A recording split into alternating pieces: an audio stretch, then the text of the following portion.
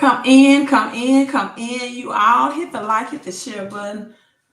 I was up late into the night, late for me. 1, 2, 3 a.m. in the morning, just to be awakened when this historic moment of Bitcoin hitting 100K could possibly happen.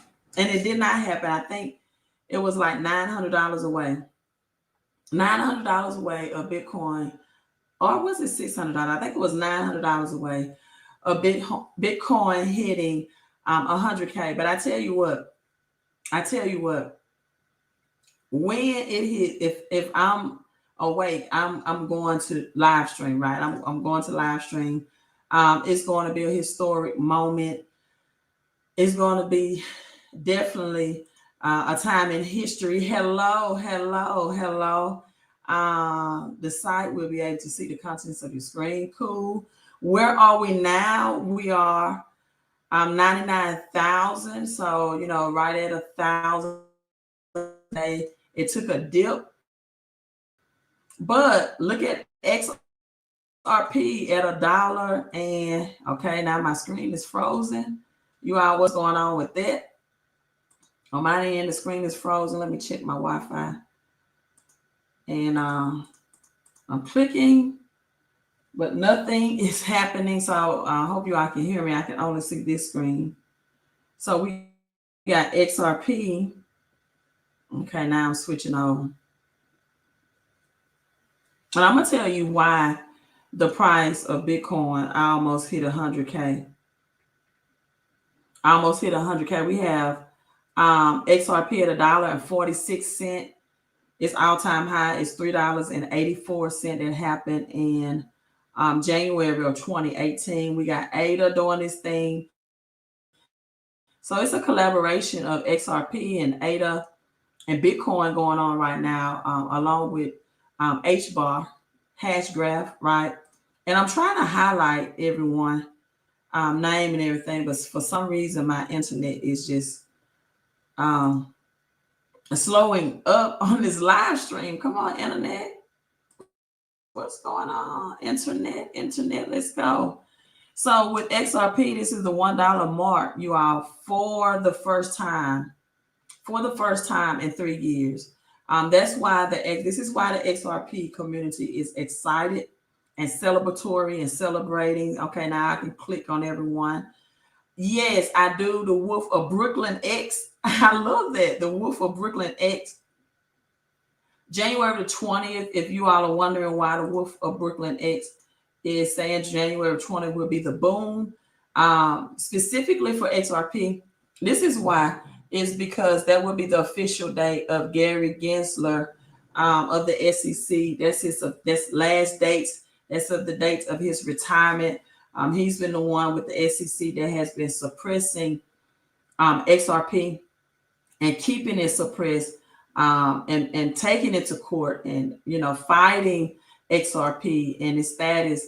So we're definitely looking to surpass that $3.84 all-time high in 2018. Now, I do be transparent and honest with people and tell them we're at a $50 billion market cap right now with XRP, and it's at $1.46.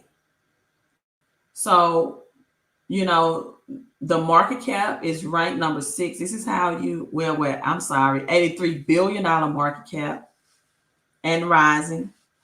And I'm gonna let's do a teachable moment, right?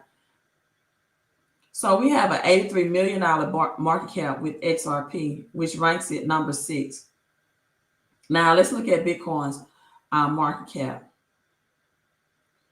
And the larger the market cap,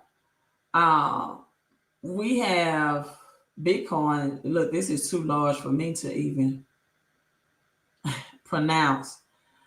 So it's at over $100 billion market cap. Let's just say it like that, right?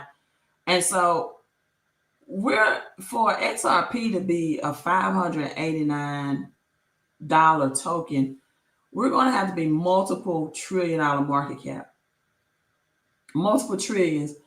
And that's not impossible for XRP to do because we're looking at a global financial currency system, meaning that we are looking, well, $1 trillion market cap, I'm sorry, for Bitcoin, right? $1 trillion market cap. And so we're looking at a combinations of banks coming in globally and composing money in XRP. And it's just not XRP, it's going to be XLM and XDC, respectfully, right? And so when you have global banks and global institutions, is very likely, but you're talking about trillions and trillions of dollars that's going to have to come in to see a $589 XRP. And that may take the next bull run when we see the full compliance, the full operation going into 2028. And so the question is, even if this bull run, if SRP reach $5 to $6 this bull run and surpasses its all-time high of $3.84, will people hold and keep some XRP until 2028? Well, that depends on your financial status. It depends on your age and your financial situation, right? Now, let's get into this as well. World War III, according to this article, and according to the largest bank,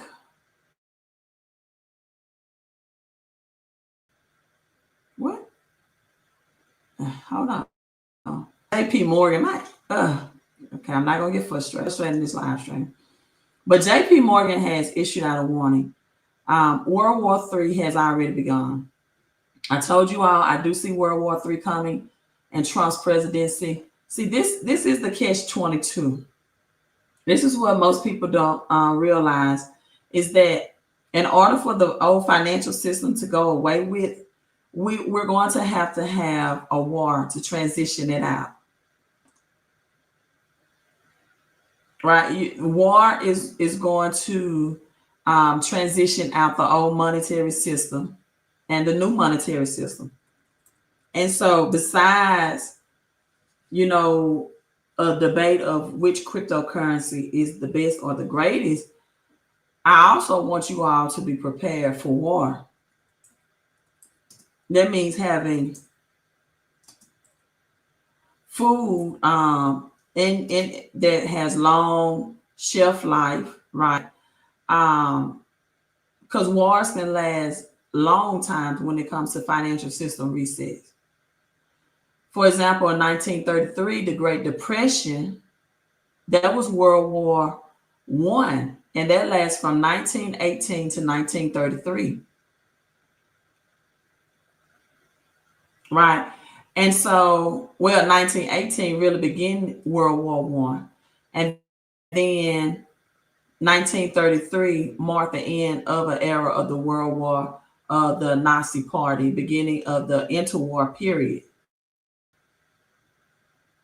And so now, 1918, 1933, historical period, people, we're talking about, and this is what happened in 1933 was the end of money being used in our public system.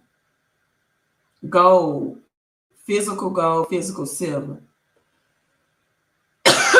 So JP Morgan and Chase CEO Jamie Dimon warned that a global conflict involving nuclear powers said it's already begun. Battles are already being fought on the ground and being coordinated across multiple countries. He said this in Washington, D.C. on October the 24th. Nuclear wars are existing threat, climate change, city growing, citing the growing cooperation between China, Russia, Iran, North Korea against the Western powers. Diamond revealed that JP Morgan is preparing extreme scenarios to address such a conflict with global tensions escalating. His remarks raised questions about how to protect investments in uncertain times. Experts like Warren Buffett advised not to hold cash. Let me say that again for the people in the nosebleed seats in the back row. Not to hold cash, but instead to focus on productive assets such as farmland, real estate. I'm telling crypto, I'm telling you, silver, copper, which offers stability in times of crisis. But this is the thing. Most working class people right now, see, this is the advice to the rich and wealthy. Most working class people right now do not need stability. They need to increase their asset columns. They need to increase their ability to afford when the price of tuna and bread escalates and it's 5-6 times as much, when we're seeing double-digit gas prices, $10 gas. See, they started in 2019 digitalizing gas pumps to be able to read double-digit gas prices.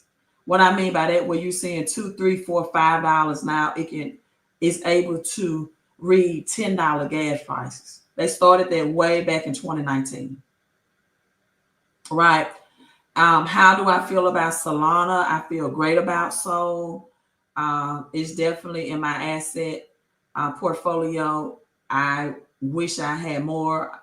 Be open and honest with you. I only have 25. So I should have. I took the advice of a person who was not crypto knowledgeable when it was under $10, and I asked that person, should I get more Sol? And they said, oh no, the technology of Solana is not going to be operable, and I didn't purchase more. And I still could have got more at 20, 30, 40, 50. But at that time, my focus was getting more XRP, SDC, and XLM and ADA, in which I did.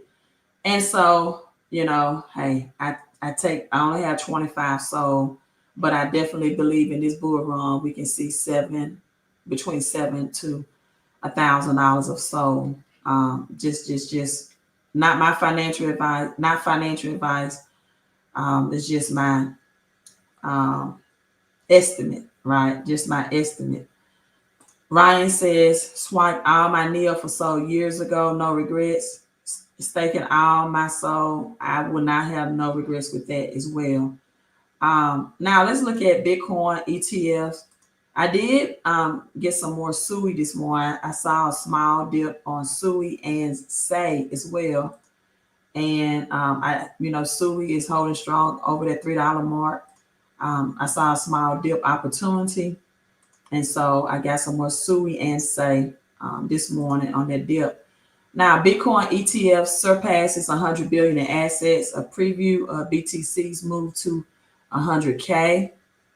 Look at cash in the stands in the background. The raise to Bitcoin ETFs, 100 billion. This is spot Bitcoin ETFs have achieved a significant milestone, surpassing 100 billion in assets under management. Assets under management, AUM. This week, total net flows have also set a record, reaching 289 billion with one trading day remaining. So also net inflows at 30.30 billion going into Bitcoin right now. This is great. I've been telling you all, if you can just get 1/10 of a Bitcoin, so that means if Bitcoin is at 100K, a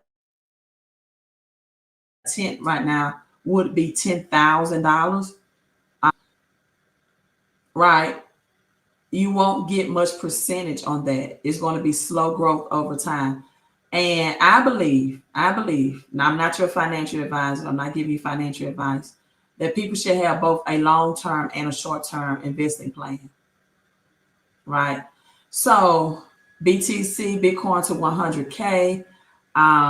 It hit an all-time high. Yeah, so $600 short of hitting 100K early this morning. A new all-time high of 99,300, right? 6-digit, closer to 6-digit valuation. It's right now averaging like 0.98% of daily increase, according to Coin Market Cap. And the chances of Bitcoin rallying until mid-January, along with Bitcoin dominance, another milestone. I can say this, if Bitcoin takes another dip, I'm definitely going to accumulate more. I told you I don't see it going under 70K again, ever again. And right now, as we speak, I see 40-cent Doge. So definitely seeing Doge hitting over $1. Bitcoin is taking a cool down. It's at 98,900 right now. Let's not forget about the OGs. We got Atom Cosmos at 16% today as well, up 16.38% as well. And as I've been telling you all, that I personally would not just have all of my cash into crypto, right? I personally would not have just all of my cash into crypto. We've seen several instances this year where our cell phone, we had cell phone outages and shortages beyond your control. So, and make sure that you have your backup, but make sure you have your tangible money as well. It makes no sense to have 100% of government's money and 0% of God's money during these economic times of uncertainty. It makes 0% to do that, you all. Copper, there's a global shortage on copper. Yes, I said global. And silver is the most undervalued asset in the world. Yes, I said world. Most undervalued asset. So just as excited as you are about crypto, you should be just as excited about these coins as well. Go to my website, millionmoves.com, and get these silver and copper at cost metal, at the market cost, where you're not paying fees over the market cost of what you can get on the market. You're paying at cost, and you can get that automatically shipped to you. Get in the mindset of becoming an automatic millionaire. Get your coin shipped to you on autopilot, where you set it and forget it. Just like your bills come to you residually, your assets should be set on residual payments as well. So let's look at the yearly charts. Let's look at MOG. I definitely have MOG in my portfolio. For the year, if you have been holding MOG, you're up 11,576% for the year. For the year. So we see meme coins have been dominating 2024. Bonk is up 1,120%. So we want to look at the percentages as well. Sui up 506%. Pepe up 1,713%. OM 16,204%. This is not in my portfolio. It has a $3.27 billion market cap mantra. And so I'm not that familiar with that, but hey, big gains on that as well. Doge is up 439%, Jasmine 291% for the year. And so BTC doing this thing, and $1 trillion market cap, 1.96 trillion. And this is what I want you all to understand about XRP, that it's going to have to get, and I'm not saying it's definitely not capable, but we're saying it at an $82 billion market cap, and it's still at $1.44 right now. So we're definitely to see, hundreds of dollars, XRP, we're going to have to reach that $1 trillion market cap that BTC is in before you see that. But look at the percentage, right? And I want you all to understand the numbers in this. because, you know, the higher, the more expensive or the more dollar that these cryptos are worth, the lower the return on your investments are. That's why it's always a great concept to get in low. To get in low. Because why? Because there's so much more room to grow. And to get an ROI, your return on your investment. SLM 249%. And you are, I'm going to end and I'm going to say it this way.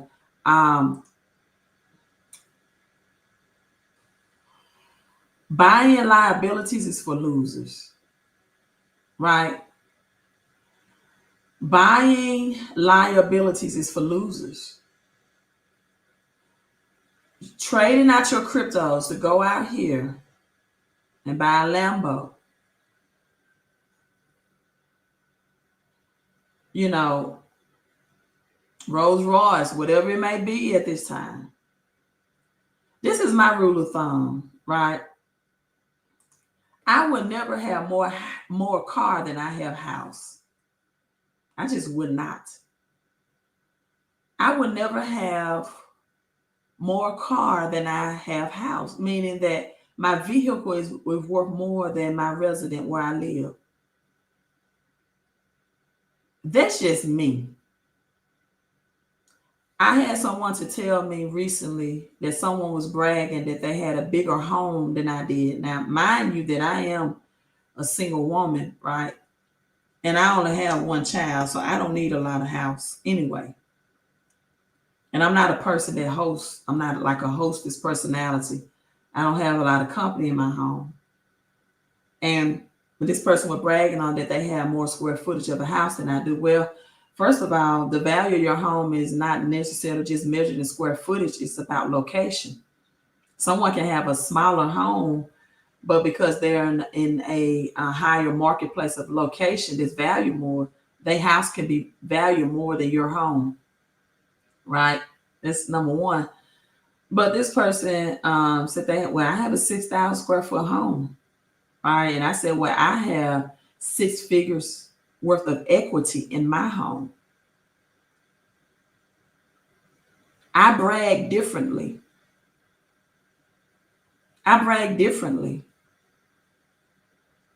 Will I be a bigger house when I become a multimillionaire? Maybe.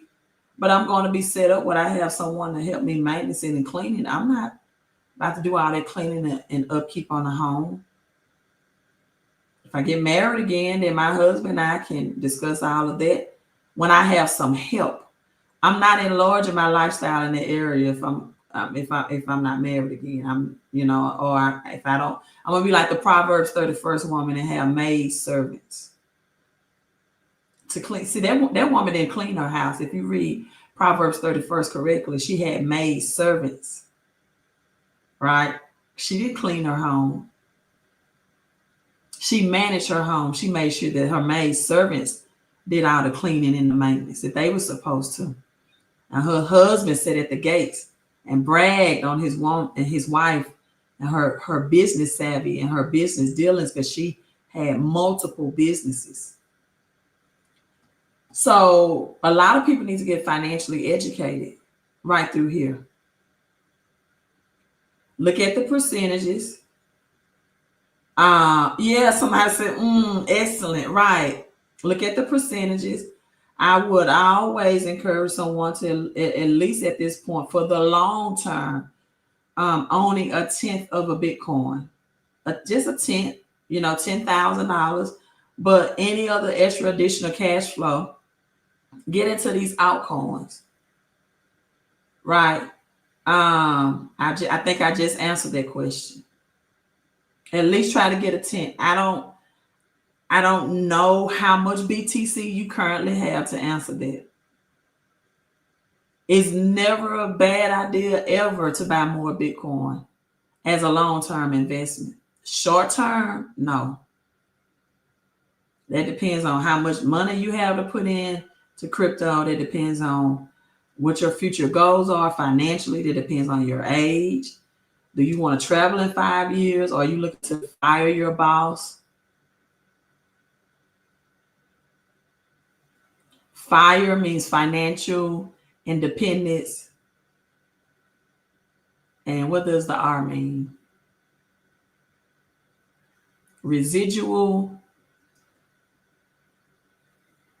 something. I forgot what FIRE means. It's an acronym. I'm just going to say economically. I'm just making up an E. You want residual income. Residual FIRE is financial independence, residual economic. I mean, so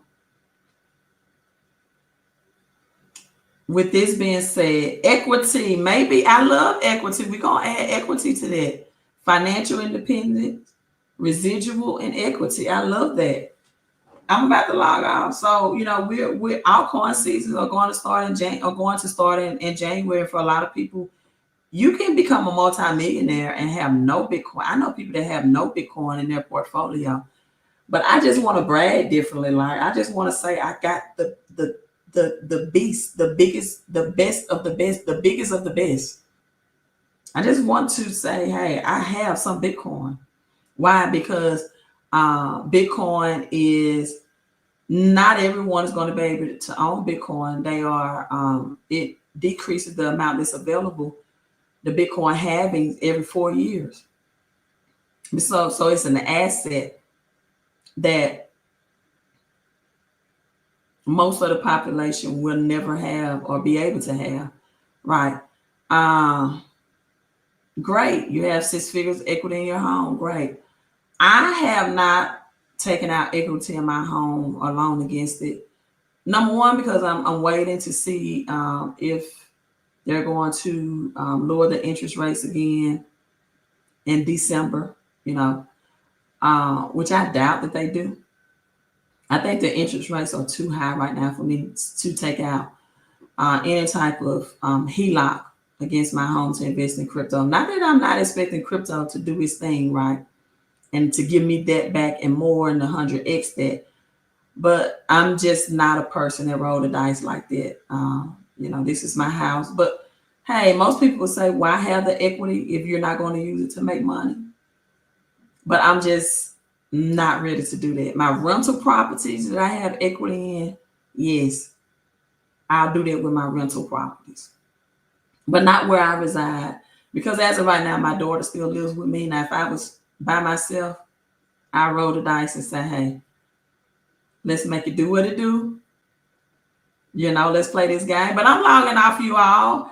Hey, I'm going to end it this way, the way I make it, I'm about to go and get my workout on. Health is more than wealth to me. Health is life, right? Thank you all for tuning in. If you need your credit fixed, because that's negative cash flow, that money could be going to coins and crypto. Text credit to 331-444-5556. Let's get those collections and charge off. And disputing debt collectors. If you have debt collectors that's taking you to court for thousands of dollars, that's money that you could be flowing into your crypto portfolio. But if you don't know how to dispute them, they will take you to court and they will win, right? But I'm signing out. But before I do, I got to tell you, I told y'all. Y'all thought I was playing, but I told y'all. Bitcoin is the greatest, the biggest, and the bestest. Have a great rest of the day, you all. Queen out.